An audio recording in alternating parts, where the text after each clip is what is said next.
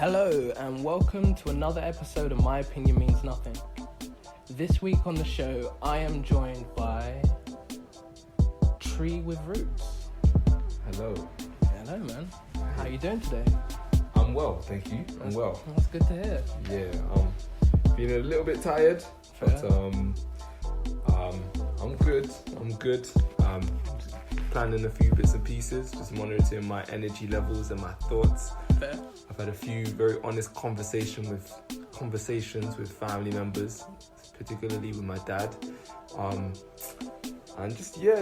been talking a lot about things that we've inherited as people from the African diaspora. Mm-hmm. And that's been, something that's been on my mind, floating around for some time now. I mean, it's floated around in my mind, but then when I watched the first YouTube video that you sent me, I can't remember what it was called. It was Dr. Joy DeGroy's yeah. explanation. And the 5-minute one, I Yes. got maybe 20 minutes into the hour-long one, and it just stopped loading. It just started loading. But it's just like, there's things that I didn't think. Do you know, she talked about how, like, a lot of people, I think it was in the start of the long lecture, she started to talk about how a lot of people will say that this isn't true and stuff like that. And she went into this point about how her friend, like, someone white will talk to her and say, "Oh, Joyce, Joy, by the way, I don't see colour when I talk to you." And I've heard that statement before. And you know, when you don't really think anything of it. And in the way how she's broken it down, I was just like, right, that's true, you know? Like, a white person wouldn't say that to another white person. Because it's taken for granted. So if the fact that you have said that to me, you have noticed my colour, so it's probably better if you just say that you do, or you just don't mention it at all, because I notice it. You know? There's also the whole thing about if you don't talk about racism, it just goes away. Yeah. And there's a good analogy where people say, well, if you have a tumour and it's growing in the side of your neck, you just don't think about it. Does it just go away? No. Oh, no. It just grows and grows, but you have to go into it and dive deep into it, find out the root causes of why it's growing, so that you can, like, cut it out by the root. Exactly. I think the whole idea is nonsense. No, it's true.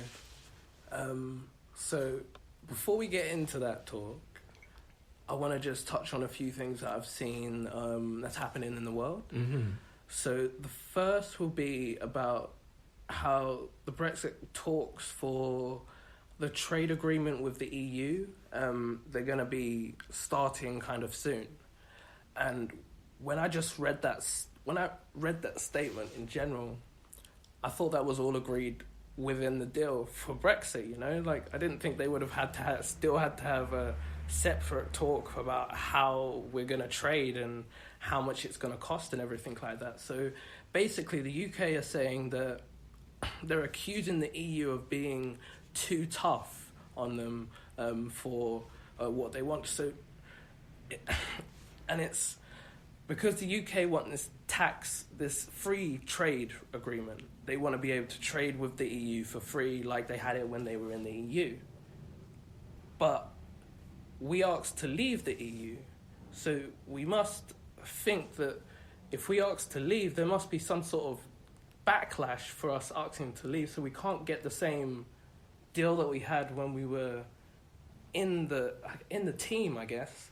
Because, by the way how I thought about it earlier today, it's just like, by the UK feeling like the EU are being too tough on them for wanting to leave, it's kind of like if you go back in time and think about the UK when they had the empire and when nations wanted independence, and the UK were like, oh, no, why would you want independence? No, that's horrible that you'd want to leave us. It's if you think about it in a crazy small kind of way, it's a similar kind of situation we found ourselves in now. And I don't know, I just feel like, why is there still these talks still happening? when we left the EU and a deal was made with the EU, what was in the deal? Because if it wasn't the talks about trade and all these other big things that we would need to understand, and like kind of like this whole uncertainty that the UK were in before Brexit happened, we're kind of still there now. Right. I'm not, as I confessed to you before, I'm not the biggest on this kind of Brexit sort of stuff. Yeah, of and course. Donald Trump, all of that nonsense. For me, I choose to personally dissociate myself from that and to focus on things, on my immediate surroundings, my family, starting closer to home. And this kind of politics is more like a reality TV show nowadays. Like, just like, wow, is this really going on? So, it's true. But I do know that when we will have this referendum about leaving the European Union and stuff like that, it was so poorly advertised, so poorly understood, that a lot of people that voted either way didn't really know what they're getting into. Yeah. And people still seem to not know what's happening with one of the biggest decisions, I guess, in this country. So yeah. I mean, it's not only that, it's just also I'm not sure, you, like you said, you don't really pay too much attention with the news, but the Chancellor of Exchequers, he's recently just stood down. His name was Sadiq something. I can look it up because I have the internet. I'm just going to quickly pour some more water. Yeah, of course, man. I'm just going to look this up.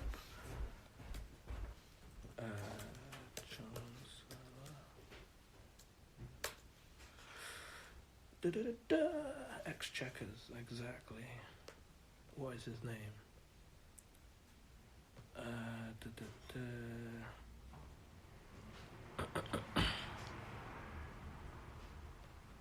Where is this information? Oh, why don't you just give me the information next?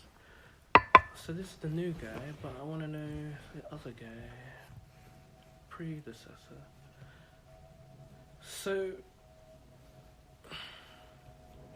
basically, he's just recently stepped down because who has, sir? The Chancellor of Exchequers, which is basically they control the Treasury. Okay. So the Treasury lives basically at number 11 Downing Street, right next door to the Prime Minister. And basically they decide on all the finances that we do and that the government want to do in the country. So if they want to spend something somewhere, the Treasury will be the people that will say, no, you can't spend that money, or you need to cut back on that idea of spending that much of money. We don't really have that, you know what I mean? So the previous Chancellor of Exchequers, his name is maybe it'll be here. Oh my days, it's not. I can't find his name here on this. They've updated it, but basically, the Prime Minister came to him and said to him, or not the Prime Minister, the Prime Minister's advisor, something Cummins, came to the previous Chancellor of Exchequers and said, the Prime Minister wants you to find your replace your staff, and basically the Chancellor said that he wouldn't replace his staff because these are people that have worked hard for him for years, and he's not going to kind of replace them and just bring in new people just because that's what the Prime Minister wants, because it's kind of, he said in the news that he doesn't believe any self-respecting minister would fire their team just because. And so they basically said to him, either you fire your team or you need, but not that you have to stand down, but he decided that he's going to stand down because he wouldn't fire his team just so that he could continue his job because he didn't feel right doing it. So they've now brought in this new Chancellor of Exchequers. But, like, the thing that makes me feel that it might have been a coup is the fact of how fast they brought in the new guy. Like, the day the guy stood down, they already brought in the next guy. Okay. And it's kind of like, if the Prime Minister was to step down, you wouldn't have someone new to step in just like that unless they'd planned it, you know? Well, I don't know, like... I'm not too sure. I don't know, if you think about it like a company, if the CEO was to step down, unless they already had someone in line to become the next person, they would have to vote on the board before the next person would be appointed the next CEO of the company. Okay. So, I don't know, it just seems a bit underhanded that the moment the guy steps down, there's no question of who they're going to bring in next. They've already decided on who they're bringing in next, and he's in the job. And he's going to head up this new team with the Treasury. But the problem is that I feel more for the uncertainty side is we've just left the EU where we wasn't sure about what's happening with our spending anyway for the country. And now we have a new head of Treasury, and he's now having to train a whole new team, and they now have to think of a plan for the UK for the coming future. But, you know, I don't know, it just seems like there's just more uncertainty in the world, in the UK politics side, and in a time where we feel like we should be having more certainty and more understanding of what's happening, it's not happening, and it's just... And this is what brings me on to the next point that I found, where I was telling you about the article that I saw not long ago. It came out today. So it says that Boris Johnson has silenced on advisor, what's his name? His name is Andrew Sabisky. So Sabisky's made a comment that black people have a low IQs. Okay. And Boris Johnson hasn't made a comment on whether he agrees or disagrees with this point. Right. I mean, so some guy makes a very general, sweeping statement. Oh no, someone within the cabinet. Cabinet, yeah. But who cares? Am I allowed to swear on this? No, yeah, swear away, go Who gives a shit what this guy has to say? Like, yeah, of course. Ultimately, if he thinks that black people have low IQs, where he got these statistics from, I don't know. Is he taking into context or consideration what we're about to talk about, which was like generational trauma and the institutional racism within schools and how that affects people that are marginalized by society? I don't think he is. No. And quite frankly, I don't care. Like, no, like, I'm not saying that people should. People should care as the point of these people are within government, right, who are running the country. Now, the whole country flipped out when the Labour Party supposedly made this comment that was anti-Semitic. Do you know what I mean? Now this guy has made this comment, and no one cares.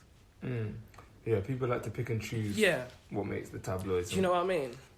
That's nothing different in that one. No, of course. It's just very. Certain people have voted for this Prime Minister that we have, and it's... What, Boris Johnson? Yeah. Who voted for Boris? Not me, but